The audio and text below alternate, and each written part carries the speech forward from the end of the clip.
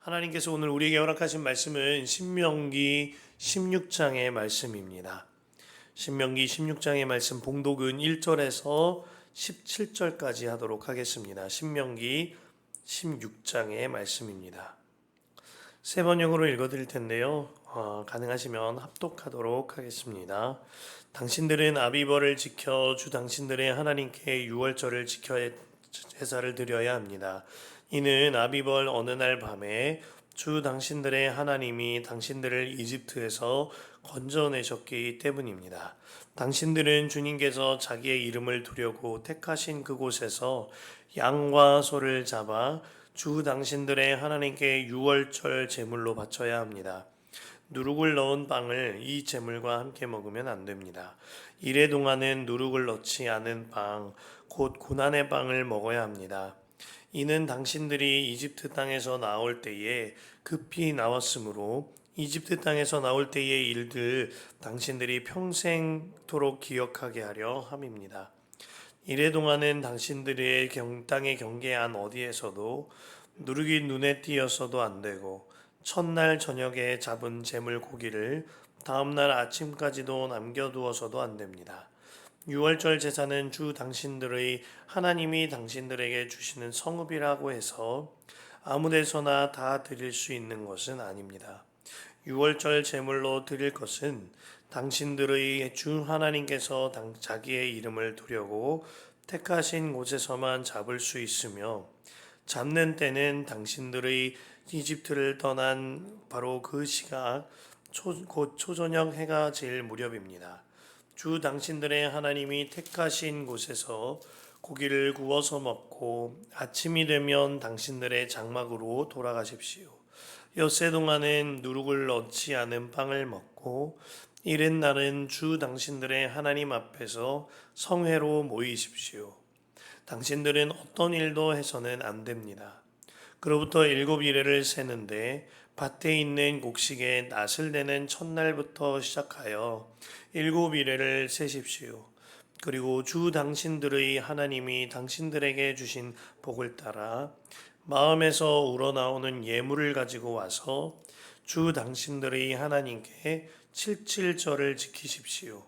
당신들은 주 당신들의 하나님의 그의 이름을 두려고 택하신 그곳에서 당신들과 당신들의 아들과 딸과 남종과 여종과 성 안에서 같이 사는 레위 사람과 떠돌이와 고아와 가부까지도 함께 주 당신들의 하나님 앞에서 즐거워해야 합니다.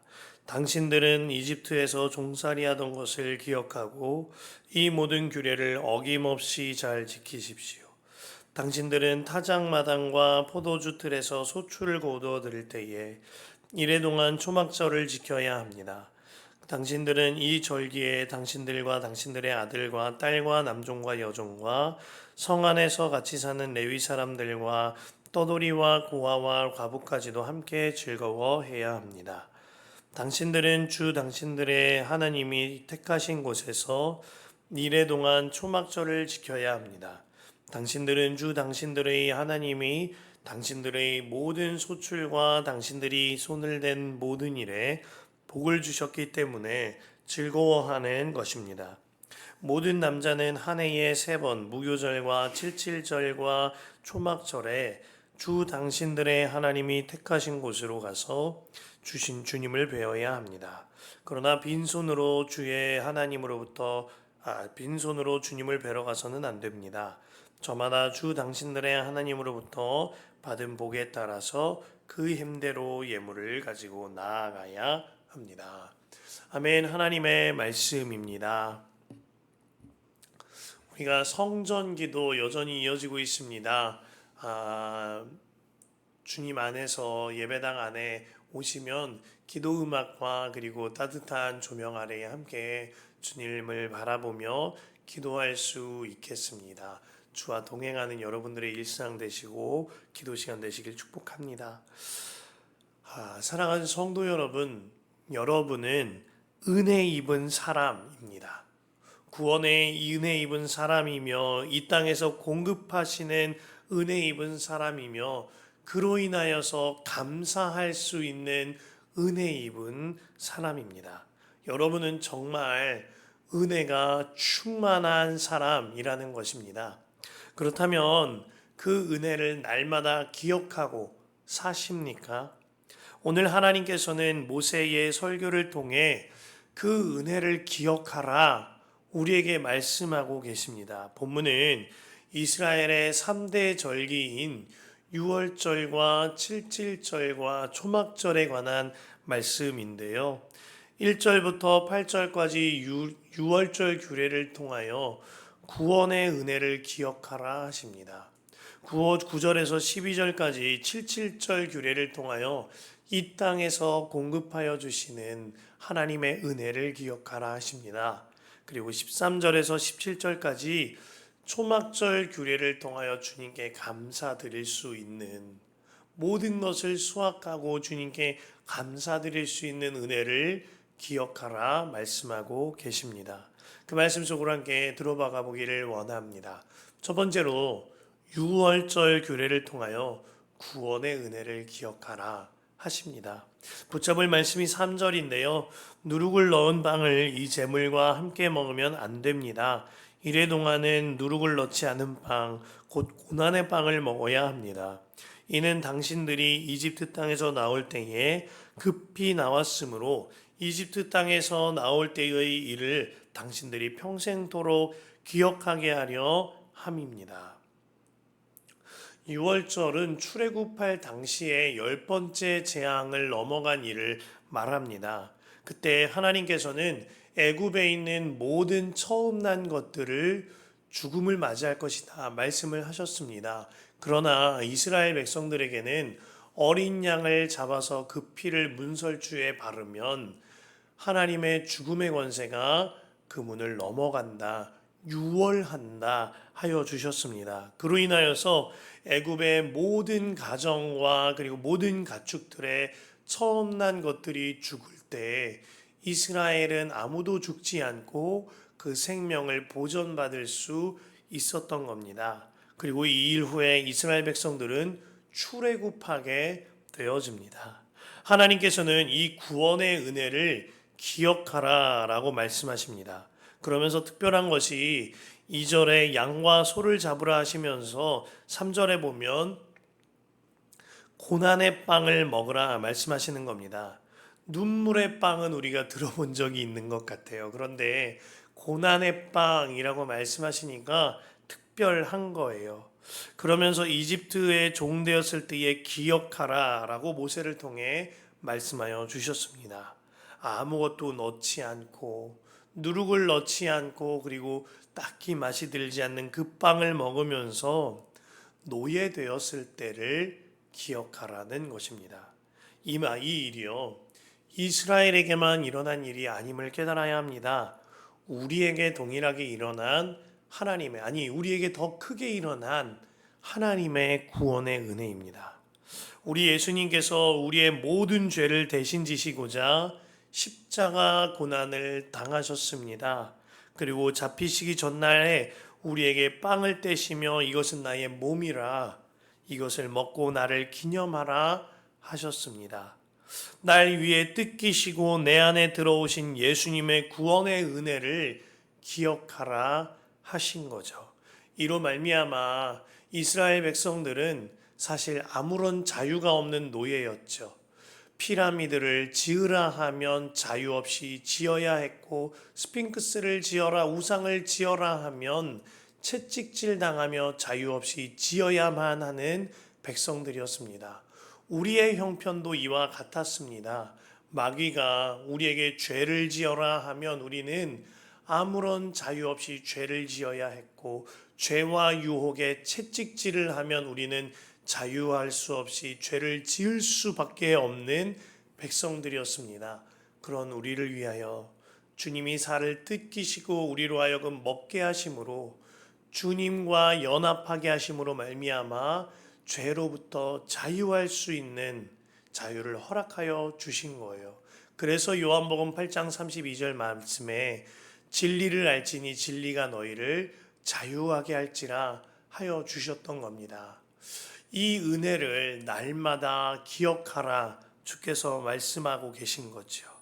그 구원의 은혜를 기억할 때에요, 우리 속에서부터 일어나는 일이 있습니다. 내가 얼마나 큰 은혜를 입었는지 깨닫고 완전히 달라진 삶을 살게 되어지는 거예요. 여성으로서 그 동성애자였다가 회심하여서 한 목사님의 사모님으로, 그리고 세 자녀의 어머니로 살게 된 로자리아 버더필드 사모님이 계십니다. 그녀가 뜻밖의 회심이라는 책을 썼는데 그 책에서 이런 말을 합니다. 예수를 믿는다는 것, 곧 회심한다는 것은 충돌이다.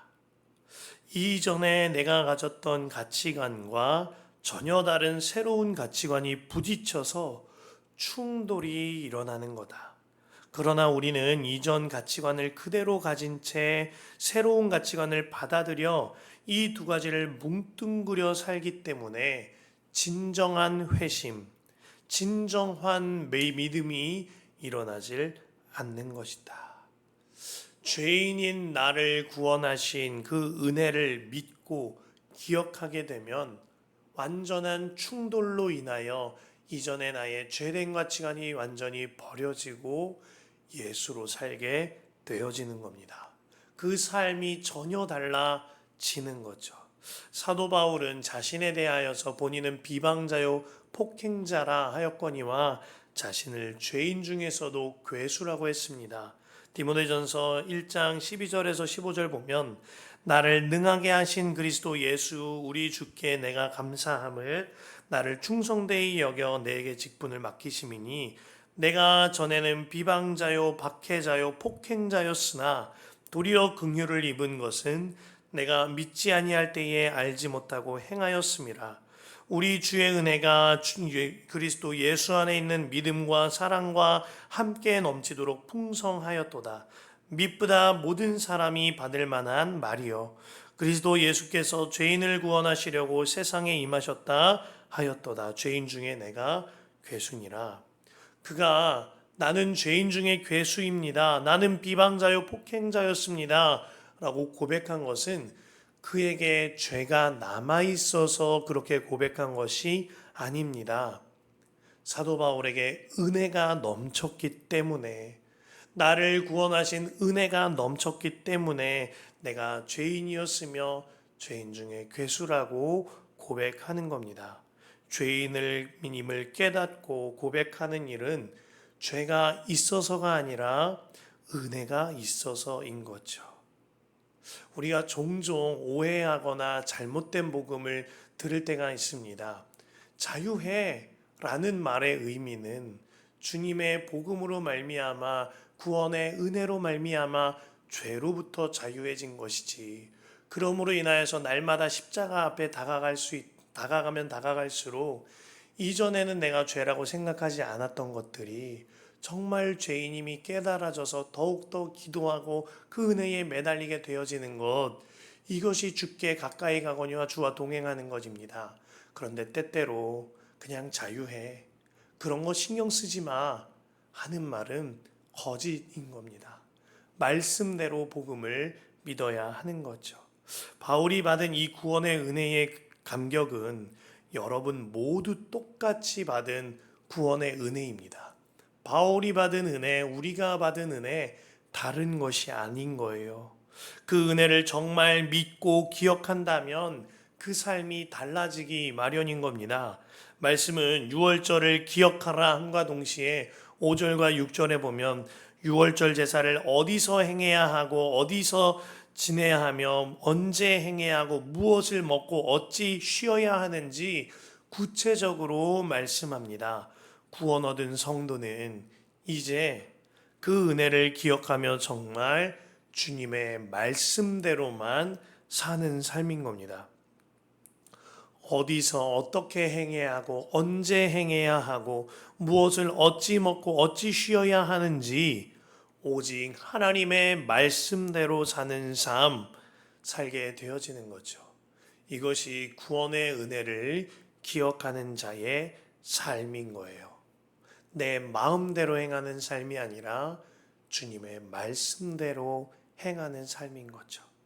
두 번째로 말씀은 77절을 기억하라 하시는데요. 그 파트에서 불사불 말씀인 12절에서도 동일하게 기억하라 말합니다. 12절 보면 당신들은 이집트에서 종살이하던 것을 기억하고 이 모든 규례를 어김없이 잘 지키십시오. 77절은 6월절 후에 첫 안식일 다음날 보리의 첫 단을 드리는 초실절로부터 50일째가 되던 날에 첫 열매를 하나님께 드리던 제사였습니다. 이집트에서 노예 생활할 때에요. 이스라엘 백성들은 열심히 수고했습니다. 그러나 자기가 수고한 대로 거두지는 못하였죠. 수고는 하였으나 그 수확물과 열매는 이집트의 차지였고 그들은 이집트로부터 배분을 받아 사는 형편이었습니다. 그러나 이제는 하나님께서 이스라엘로 하여금 수고한 대로 수확할 수 있는 은혜를 주신 거예요. 그래서 이마저도 주님께서 공급하신 은혜인 겁니다. 그래서 주님은 그 첫 수확물을 통하여 주님의 은혜를 기억하라 하시면서 모든 이들과 더불어 종들과 레위인과 고아와 과부 같은 사회적 약자들에게도 함께하며 그 은혜를 나눠라 하고 계신 겁니다. 우리가 다가오는 맥주절을 준비하는 마음도 이와 같은 거죠. 맥주절에 하나님의 구원의 은혜에 대하여 약한 자들을 섬기며 또한 교회가 함께 주님을 바라봄으로 말미암아 주님의 은혜를 기억하는 것입니다. 끝으로 초막절을 지키라 하는 말씀에서 붙잡을 말씀이 15절입니다. 당신들은 주 당신들의 하나님이 택하신 곳에서 이래 동안 초막절을 지켜야 합니다. 당신들은 주 당신들의 하나님이 당신들의 모든 소출과 당신들이 손을 댄 모든 일에 복을 주셨기 때문에 즐거워하는 것입니다. 초막절은요, 이 40년 동안 광야에서 동행하시며 지켜주신 하나님의 은혜를 기억하는 절기입니다. 그래서 초막을 짓고 가족들이 그곳에서 생활하기도 하면서 그동안 수확하게 하신 모든 수확물을 들고 추수에 대한 감사를 드리는 절기인 겁니다. 말씀은 이 세 가지를 기억하라 하면서 모두 특별한 실천을 강조하고 있습니다. 먼저는 6월절에 누룩 없는 빵 무교병을 만들고 무교병만 먹게 하였습니다. 그리고 77절에는 수확한 것들 중에 첫 것을 하나님께 올려드리게 하였어요. 초막절에는 멀쩡한 집을 내버려 두고 그 마당이나 다른 곳에 텐트와 같은 초막을 지어놓고 아이들과 온 가족이 일주일간 그곳에서 지내게 하였습니다. 이렇게 하여서 기억하라 라는 메시지를 주고 있는 거죠. 왜 이토록 특별한 실천을 통하여 기억하라 하는 것일까요? 나도 기억할 뿐만 아니라 자녀들에게도 다음 세대에게도 그 기억을 물려주라 하는 것입니다. 오늘 말씀을 듣고 있는 출애굽 2세대가 경험한 구원하시고 공급하시며 거두게 하신 은혜를 감사할 수 있는 그 은혜를 기억하여 다음 세대에게도 그 기억을 물려주라는 거예요. 아무 맛이 나지 않는 누룩 없는 빵 무교병을 먹을 때 자녀들이 물어볼 겁니다.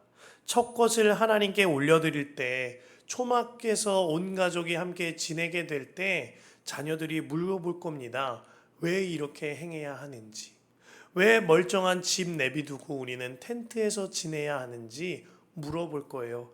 이 특별한 일들을 행할 때 자녀들에게 알려주는 겁니다.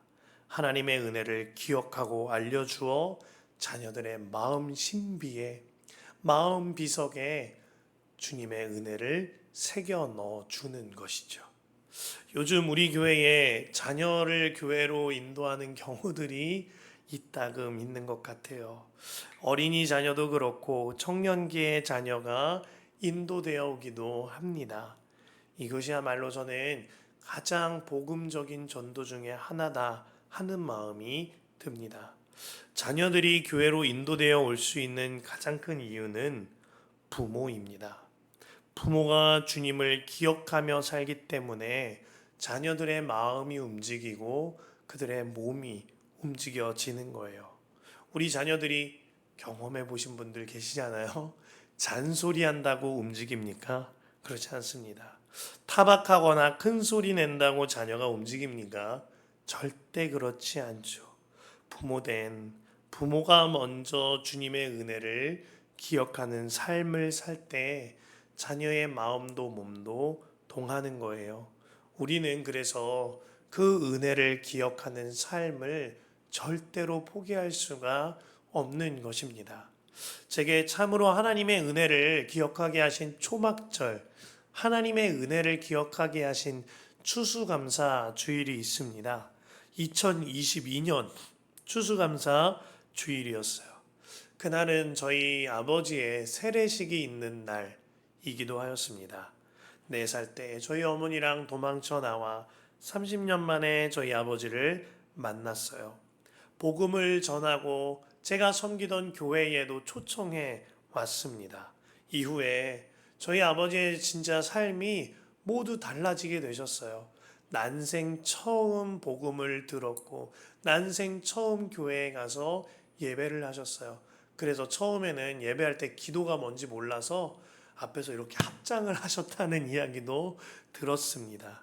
뿐만 아니라 그의 삶도 달라지는데 컨테이너 같은 곳에서 겨울에 난방도 되지 않은 채 오돌오돌 떨며 정말 노숙인과 같은 삶을 살던 아버지가 주님 안에서 공급하심을 받아 한 빌라로 들어갈 수 있게 되었고, 또 가까운 아주 건강한 교회를 만나 새가족 양육도 마쳤습니다. 이후에 병원도 진료도 받게 되시고 아버지가 말하길 야, 예수 믿는 거 참 좋다 하실 정도로 그 삶이 달라졌어요. 그날 세례식을 위해 제가 섬기던 교회의 양해를 구하고 아버지께서 출석하시는 교회로 향하여 갔습니다. 꽃다발 하나 들고 SRT 타고 평택으로 가서 그 교회로 향하였어요. 그날 저는 정말 제가 눈물 한 방울도 안 흘릴 줄 알았는데, 그런데 웬걸요? 예배당에 들어서자마자 눈물이 비 오듯이 쏟아지는 겁니다. 그날 찬양팀의 첫 찬양이 이거였거든요. 은혜라는 찬양이었어요. 가사가 이렇습니다. 내가 누려왔던 모든 것들이, 내가 지나왔던 모든 순간이, 내가 걸어왔던 모든 순간이 당연한 것 아니라 은혜였소.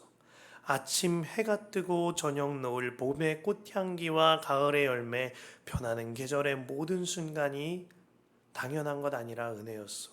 2절에 내가 이 땅에 태어나 사는 것, 어린아이 시절과 지금까지 숨을 쉬며 살며 꿈을 꾸는 삶, 당연한 것 아니라 은혜였소. 내가 하나님의 자녀로 살며 오늘 찬양하고 예배하는 삶, 복음을 전할 수 있는 축복이 당연한 것 아니라 은혜였소. 모든 것이 은혜, 한없는 은혜.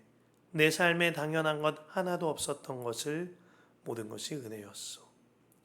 이 찬양을 드리는데 정말 제 짧은 인생이 어릴 적부터 지금까지 필름처럼 다 스쳐 지나가는 겁니다. 어머니랑 집 나와서 비 맞으면서 오갈 데 없었던 날, 아버지를 위해서 아무것도 모르고 울며 불며 기도했던 어릴 적에, 학비를 지원받던 청소년 시절에, 일도 하고 사역도 해야 했던 신학생 시절과 지금에 이르기까지 모든 순간이 주마등처럼 스쳐 지나갔어요.